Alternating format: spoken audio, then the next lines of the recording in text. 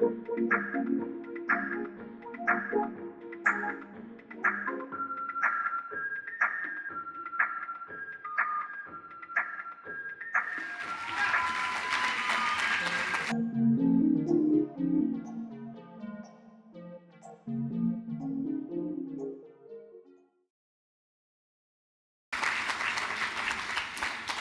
profoundly grateful today for this honor, and I humbly accept it, but not for myself, but on behalf of all animal rights activists like Chris DeRose and everyone else in this room.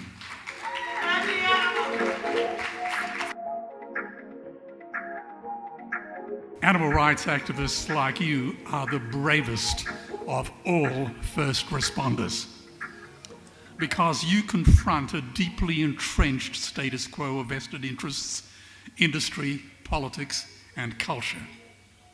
You are Lincoln's better angels of our nature and the beacon on the hill. And a day will dawn when civilization will owe you a debt of gratitude it could never repay. Now, they say that behind every successful man, there's a very surprised woman. So my debt of gratitude tonight is for my long-suffering, beloved wife, Trix. Now, Rudyard Kipling, writing of young men dying in World War I, said, "And if they ask you why we died, tell them that our fathers lied." That legacy of lies continues today. Everything we think we know about the meat and dairy industry is a preposterous lie. You see, the world is crying out today for only two things: leadership and the truth. Civilized people always tell the truth. The wise Chinese have a term for it: zhengjiao. Listen to the friend who tells you the truth, even when it hurts. So let's just tell the truth, fearlessly and forcefully. That is what the Sanskrit word satyagraha means, the truth force. Now, Brendan Kennelly in the book of Judas wrote, "If you want to serve your age, betray it." But what does that mean, to betray your age? It means expose its lies, humiliate its conceits, debunk its arrogance, and condemn them to face harsher truths. Alvin Toffler said that the illiterate of the 21st century will not be those who cannot read and write, but those who cannot learn, unlearn, and relearn. Now, I have long admired Count Moltke, the great Prussian general, a soldier who preferred to think rather than speak, a man silent in 7 languages. You see, it takes courage to stand up and speak. It also takes courage to sit down and listen. So what made me decide as a young investment banker to leave the world of lobsters and Learjets in exchange for shelters and slaughterhouses? To decide to take nothing but pictures, own nothing but memories, leave nothing but footprints, kill nothing but time. You see, something happened to me. I had been to Dante's Inferno, but unlike Dante Alighieri, I did not have Beatrice for my love, nor Virgil for my guide. I heard the screams of my dying father as his body was ravaged by the many cancers that killed him. And I realized I'd heard those screams before, in the slaughterhouse, on the cattle ships to the Middle East, and a dying mother wail as a harpoon explodes in her brain as she calls out to her calf. Their cries were the cries of my father. They were identical. And I discovered that when we suffer as equals. And in their capacity to suffer, a dog is a pig, is a bear, is a boy. So when I look into your beautiful faces here tonight, I recall the words of the Greek poet Horace: "Change only the name, and my story is also about you." Now, in human history, only 100 billion human beings have ever lived. 7 billion people are alive today, and we human beings torture and kill 2 billion sentient, living, loving animals every week. 2 billion a week. We stab and suffocate 1 billion ocean animals every 8 hours. 1 billion every 8 hours.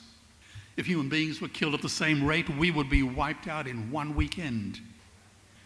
Trillions of fish are ground up into pellets to feed to livestock. Vegetarian cows are now the world's largest ocean predators. Now, the great astrophysicist Carl Sagan's picture from Voyager's spacecraft showed the tiniest microscopic pinhole from space, a pale blue dot suspended on a sunbeam. That's what he called it. Well, human beings now comprise 30% of the mass of all land animals. Slaughter farm animals comprise 66%, and natural wild animals are only 4%. We have turned Carl Sagan's pale blue planet Earth into blood-stained planet slaughterhouse. You see, the oceans are dying in our time. By 2048, all our fisheries will be dead, the lungs and the arteries of the earth.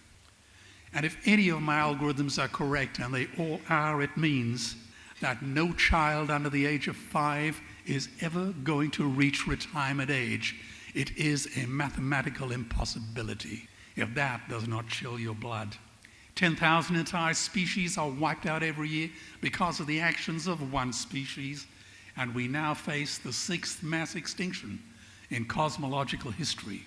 And the meat industry is killing us too, with cancers, diabetes, heart disease, and many other diseases. And it is deforesting the planet, poisoning the oceans, draining the rivers and aquifers, and bankrupting global economies. If any other organism did this, a biologist would call it a bloody virus. It is a crime of unimaginable proportions. Now, the great anthropologist Margaret Mead said, "Never doubt that a few committed people can change the world. Indeed, that is the only thing that ever has." Well, look at the numbers. There are only 13 million Jews in the world, and they play such a vibrant role in international affairs. Just look at the number of Nobel Prizes they win every year. Trix and I sat in the stadium during the Olympic Games full of pride as Australia, with a population less than Florida, won more medals than every country in the world except for the United States and Russia. Tibet's population is only 3 million. But who hasn't heard of the plight of the Tibetan? But there are over 600 million vegetarians and vegans in the world, and that is bigger than the United States, England, France, Germany, Spain, Italy, Canada, Australia, Israel, New Zealand, all put together. If they were one nation, they would be bigger than the 27 nations of the European Union. They are bigger than NATO. They are bigger than OPEC. And despite this massive demographic footprint, they are still drowned out by the raucous hunt and shoot and kill and cretins who believe that violence is the answer when it should not even be a question. 1 billion people today are hungry. 20 million people will die this year from malnutrition. Cutting meat by only 10% will feed 100 million people, and going vegan will end malnutrition forever. And food prices are skyrocketing. It used to cost me for Thai rice for my projects in Southeast Asia, $197 US a ton. And then it went up to $1,015 a ton, a 5-fold increase in 5 months. And as we travel around the world to our projects in many countries, we see these poor countries sell their grain to the West for hard currency, whilst their own children starve in their arms, and the West feeds it to livestock. So we can eat a steak. I bet I'm not the only one in the room who sees this as a crime. Every morsel of meat we eat is slapping the tear-stained face of a hungry child. When I look into her eyes, do I remain silent? No. If everyone ate a Western diet, we would need 2 planet Earths to feed us. We've only got one, and she is dying. The Earth can produce enough food for everyone's need, but not enough for everyone's greed. Now, you would know there are 2 peak predators on this planet: humans on land and orcas on the ocean. In the 20th century, human beings killed 200 million members of their own species. Orcas killed none. And don't expect any protection from your own governments either. In the 20th century, 100 million people have been killed by their own governments. Now, Victor Hugo said there is nothing more powerful than an idea whose time has come. But I say there is nothing more destructive than a bad idea whose time has passed. The time for meat has passed. I have to tell you, the world is changing, and much of it is for the better. About 20 years ago, Twitter was a bird sound. www was a stuck keyboard. Cloud was in the sky. Skype was a typo. 3G was a parking space. Google was a baby's burp. And Al-Qaeda was my plumber. Now, the most beautiful word ever written in any country, in any language, at any time in human history came from India, from the Upanishads 3,000 years ago. Ahimsa, non-violence to any living being.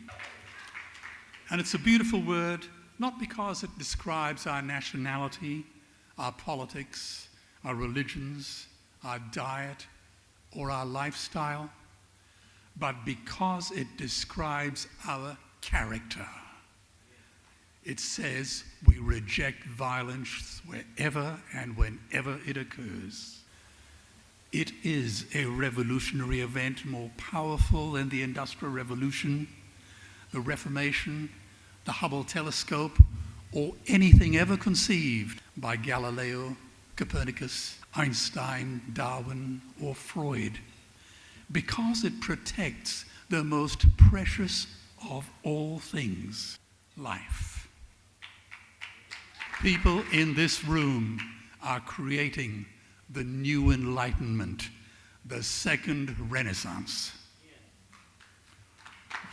Now, everyone here would probably know the golden rule, do unto others as you would have them do unto you, which goes back to the New Testament of Jesus, but actually goes back further still to the Babylonian Jew Hillel. In fact, it goes back even further than that, to the Analects of Confucius, 500 years BC. The truth be told, it was enshrined on the human heart long before the dawn of writing. So I say that veganism is the Swiss Army knife of a future. One instrument solves our ethical, economic, environmental, water, and health problems and ends animal cruelty forever. I recently delivered some speeches in the Senate in The Hague, in the Israeli Knesset Parliament in Jerusalem, and I also addressed the World Parliament of Religions. And I said, veganism gives us the peace dividend. The peace map is drawn on a menu. Peace is not just the absence of war, it is the presence of justice. So talking about peace while still killing animals is like loving literature and still burning books. They are mutually exclusive ideas. So in my journey through Joseph Conrad's Heart of Darkness, I've learned that a man is measured not by how much money he makes, but by how much of it he's willing to give away, particularly to strangers. And if you wish to increase a man's share of happiness, do not aim to increase his possessions. Simply decrease his desires. So Socrates and Epicurus were right. The unexamined life is not worth living. It's not a life, it's a life sentence. And I learned that you do not find your character on Wall Street because it lives on the road to Damascus. And my heart resonates to the words of W.H. Auden. If equal affection cannot be, let the more loving one be me. But all this takes courage. Martin Niemöller, the German priest, philosopher, and U-boat captain, spent 8 years in prison for condemning German intellectuals for being cowards. And he wrote, when the Nazis came for the communists, I remained silent. I was not a communist. When they locked up the Democrats, I remained silent. I was not a Democrat. When they came for the trade unionists, I did not speak out. I was not a trade unionist. When they came for the Jews, I remained silent. I was not a Jew. And then they came for me, and there was no one left to speak out. Men and women of integrity like you in this room must speak out and act courageously. Is it not better to light a candle than to curse the darkness? All the darkness in the world cannot put out the light of a single candle. You see, I believe another day is dawning, and if I close my eyes, I can feel her heartbeat. So let's not relive history, let's make history, because that is what leaders do. They make history. That is what people in this room do. They make history. Judge White's closing words in The Bonfire of the Vanities were these: the law is humanity's attempt at decency. So I ask you all to join us in a battle, in a war that decency cannot afford to lose. Because in the end, only three things matter: how deeply you loved, how gently you lived, and how gracefully you let go of things that were not meant for you. Meat was not meant for you. Ladies and gentlemen, the brutes and the bullies have been Goliath, but David is coming. Maybe he's in this room. Maybe he's one of you. And if not you, who? And if not now, when? So I'll leave you with the words that my mother read to me when I was a little boy, the same words I use every year for the last 12 years as I launch the Sea Shepherd campaign against the Japanese whalers in Antarctica.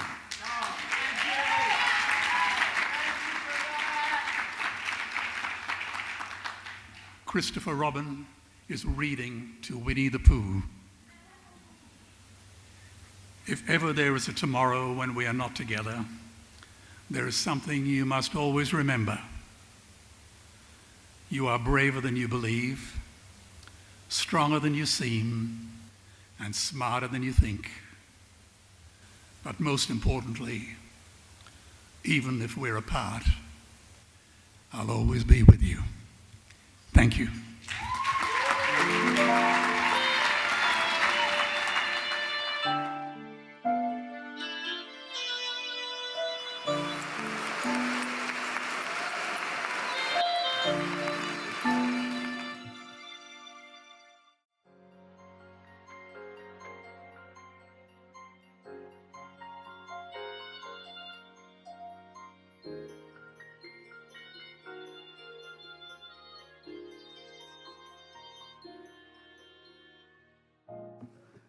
King Lear, late at night on the cliffs, asks the blind Earl of Gloucester, "How do you see the world?"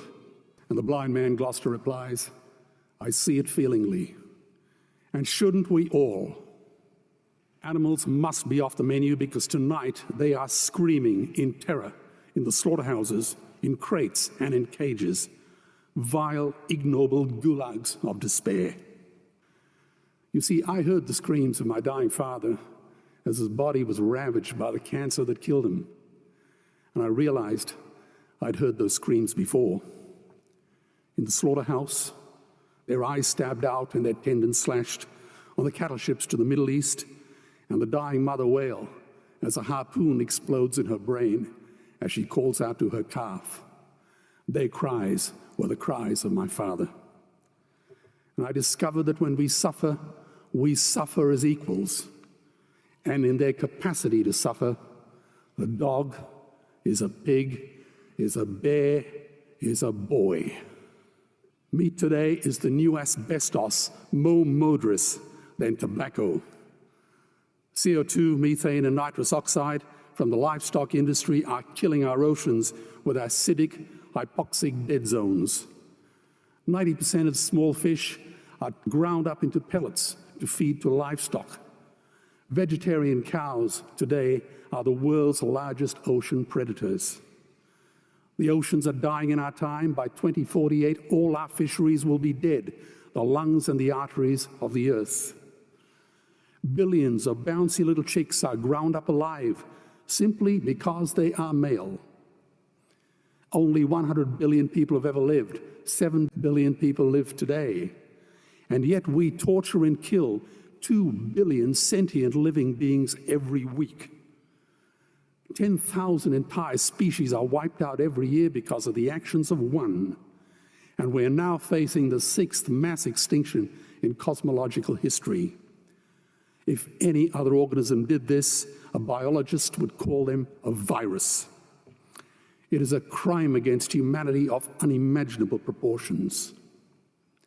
But happily, the world is changing. 10 years ago, Twitter was a bird sound. www was a stuck keyboard. Cloud was in the sky. 4G was a parking space. Google was a baby's burp. Skype was a typo. And Al-Qaeda was my plumber. Victor Hugo said, "There is nothing more powerful than an idea whose time has come." Well, animal rights today is now the greatest social justice issue since the abolition of slavery. Do you know there are over 600 million vegetarians in this world? And that is bigger than the United States, England, France, Germany, Spain, Italy, Canada, Australia, New Zealand, all put together. If we were one nation, we would be bigger than the 27 nations of the European Union. Can you believe that? And despite this massive demographic footprint, we are still drowned out by the raucous hunt and shoot and killing cartels who believe that violence is the answer when it should not even be a question.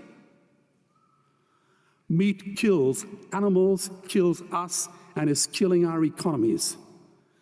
Medicare has already bankrupted the United States.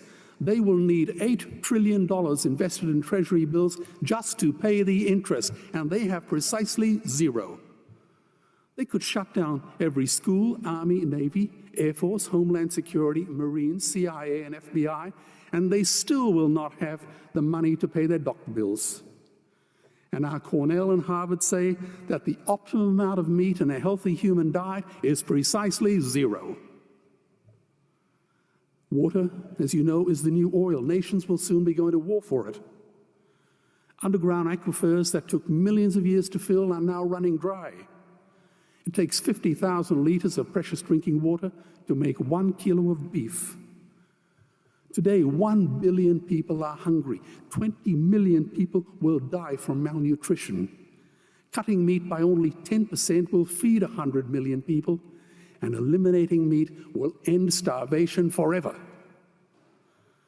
If everyone ate a Western diet, we would need 2 planet Earths to feed us. We've only got one, and she is dying.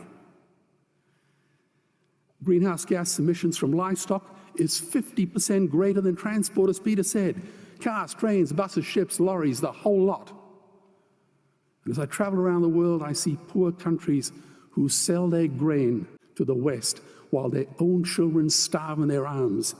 And the West feeds it to livestock so we can eat a steak? Am I the only one who sees this as a crime? Believe me, every morsel of meat we eat is slapping the tear-stained face of a hungry child. When I look into her eyes, do I remain silent? The earth can produce enough food for everyone's need, but not enough for everyone's greed. We are facing the perfect storm.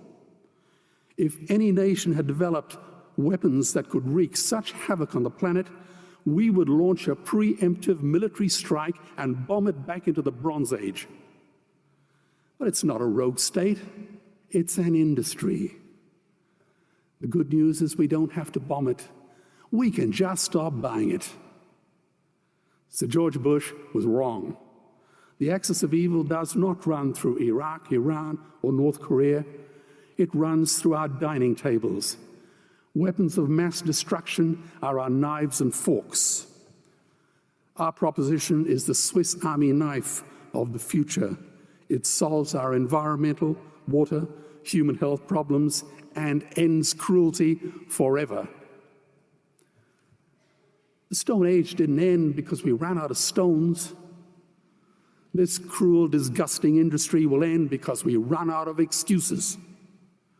Meat is like the 1 and 2 cent coins. It costs more to make than it's worth. And I come from the bush. Farmers are the ones with the most to gain. Farming won't end, it would boom. Only the product line will change. Farmers would make so much money, they won't even bother counting it, and I'd be the first to applaud them. Governments would love us. New industries would emerge and flourish. Health insurance premiums would plummet. Hospital waiting lists would disappear. Hell, we'd be so healthy, we'd have to shoot someone just to start a cemetery. So tonight I have 2 challenges for the opposition. 2 challenges. Meat causes a wide range of cancers and heart disease. Would they name one disease caused by a vegetarian diet? And 2, I'm funding the Earthlings trilogy. If the opposition is so sure of their ground, I challenge them to send a copy of the Earthlings DVD to all their colleagues and all their customers. Go on, I dare you.